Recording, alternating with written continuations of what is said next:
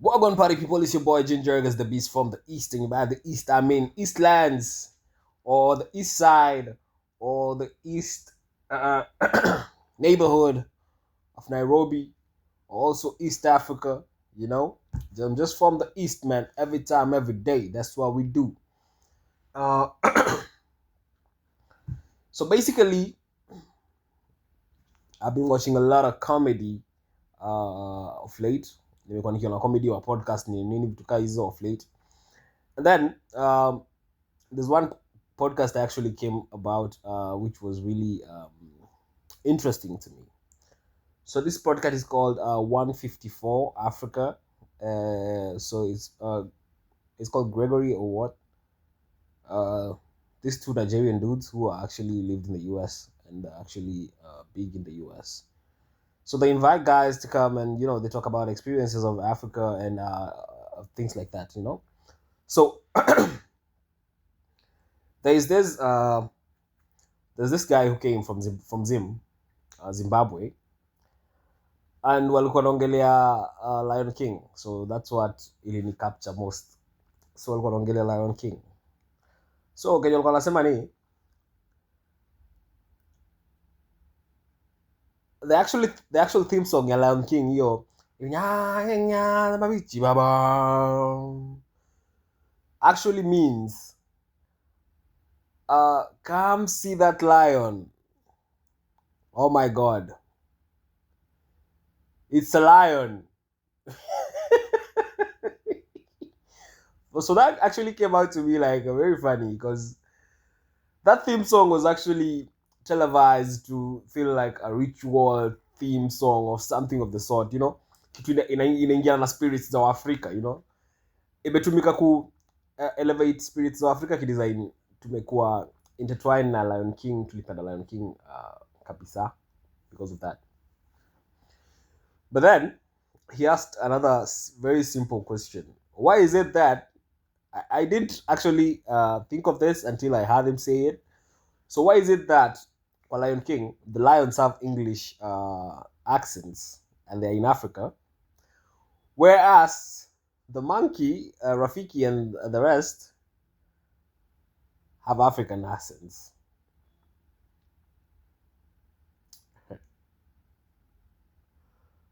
Imagine.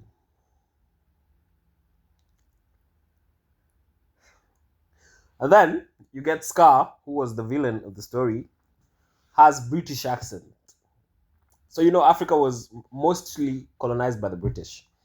So the bad guy in the movie has a British accent. The lions, who are like the big dogs of the movie, have English accents. And then Rafiki, who's just like helping out and stuff, now has the African accent. Speaks most of the Swahili words and stuff like that. And I will, man, go watch that podcast, man. You tell me what you think. It's hilarious. It's hilarious, by the way. So yeah, on matters that actually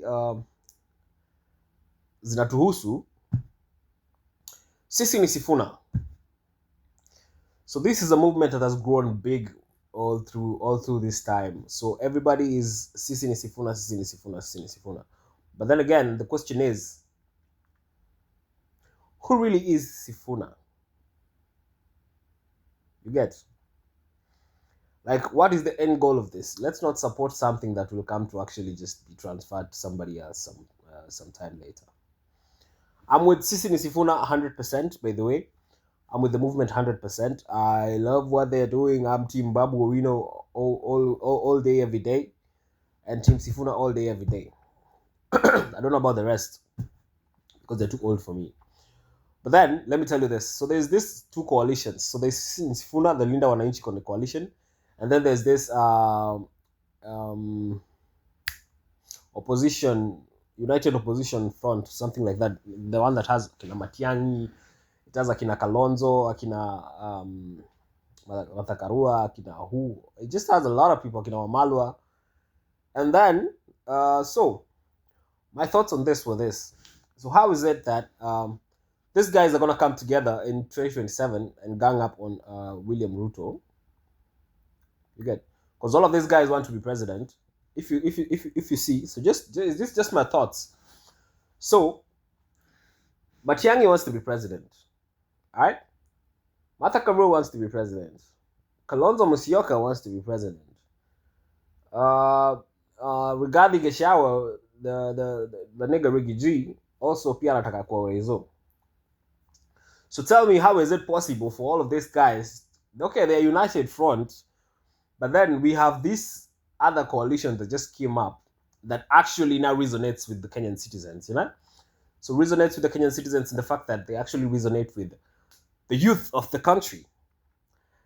And what actually compels me even more is that the ODM youth came out to say that they don't actually believe in the broad-based government thingy, and they will follow what Raila Odinga said before he died, which is that 2027 ODM will have a presidential candidate. Okay, so with presidential candidacy, then they said that because Sifuna is the SG of the party, and Raila said that anything that Sifuna says is what it's final. Then they will go. They implicated that they will go with Sifuna. You get it? They will go on whatever Sifuna says. So that's not a problem. So the problem is Sifuna was asked if he is gonna run for presidency or if they're gonna give it to Babu Owino. You get it? But my thought is that Sifuna should run for president. My thoughts: Sifuna should run for president, and he should take Ndindi Nyoro as deputy president. Okay, so Sifuna president, Ndindi Nyoro deputy, Babu Owino governor, and then senator, all of that they can panga from there. But me, I think Sifuna will run for president because even if you hear the things he uttered today, he said that the president should fast track the building of the Talanta Stadium because he wants to be sworn in there, and then they want to put a party after the swearing in inside the Talanta Stadium. So I just think he also wants to be president in some type of way, which I support very well. Me, I think a coalition, a partnership between Ndindi Nyoro and Sifuna will really be good. Really good for presidency, man. We could really have a chance on this. 2027 is Dakwa Mdomo too. We could have a real chance in this if Sifuna partners up with Ndindi Nyoro and they give Babu Owino governorship. You get? And then when they get that in the box, then they can give all these other guys who are in this united coalition all these other things like the PSS and stuff like that, you know, because then all these old guys will not be able to control the young guys up top. You get? All the young guys up top are the ones who are going to control the older guys. So our economy is going to be transformed in a way that now the young people run the economy and not the old guys who.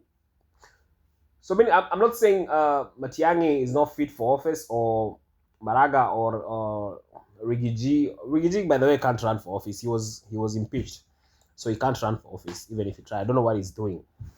So they should just give this thing to Sifuna.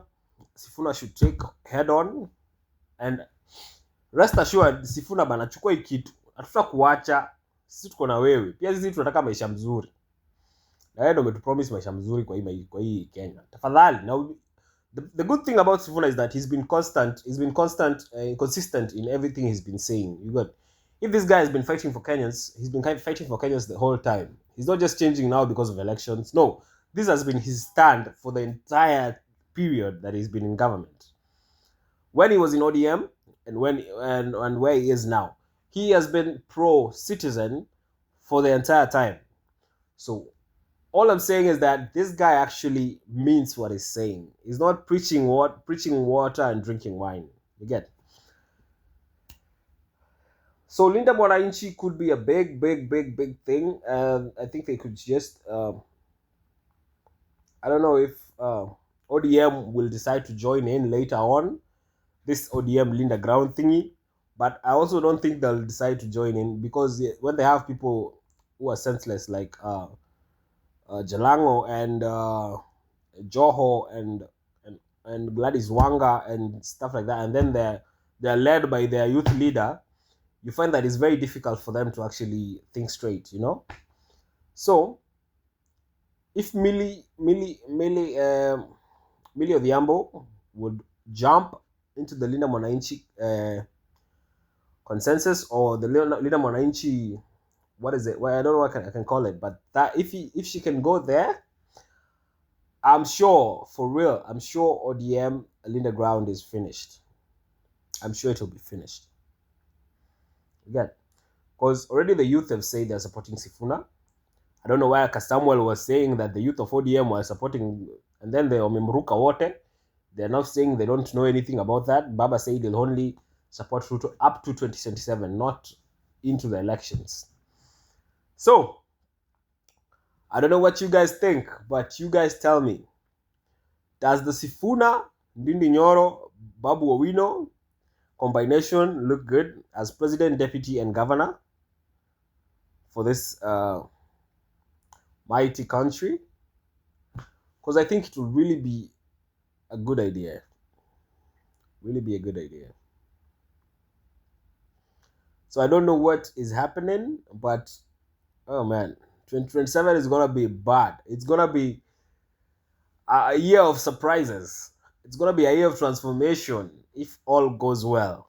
And if all of you decide to go and take your votes na mjisajili kama wapigaji kura, all will be well afterwards. Okay? All will be well. So tafadhali Wakenya wenzangu, tuchukue kura.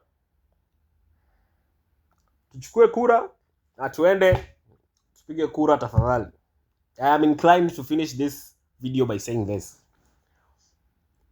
Mimi ni Sifuna. Mimi ni Sifuna. Ukikuwa na shida unitafute. Sawa? Kako na ngori pia tutafutane tujue ni aje bila tuna mahali. Unacheki? Mimi ni Sifuna. One time. Sijasema one time, nimesema one time. Sinitafute. Sawa? That's what it is. It is what it is, bro. We need a new Kenya, man, and we can't always depend on these old guys to give us something new, man. Old will always be gold. Old is gold, but we don't need the gold right now, right? We need new stuff. We need new blood.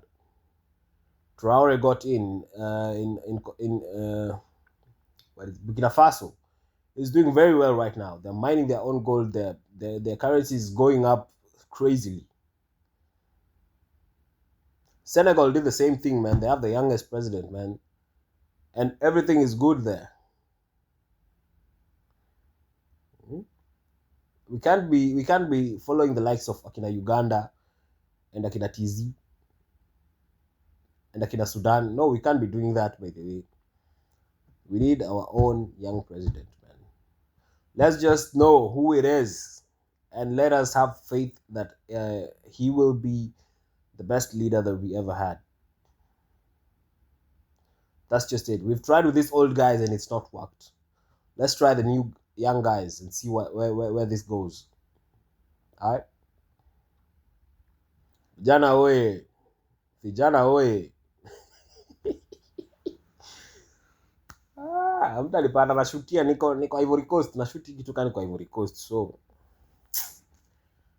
yo mzinsake niko mbali. Sawa? Yo, as you already know, must be Jinje Pandikis, and you already know we out. Peace out.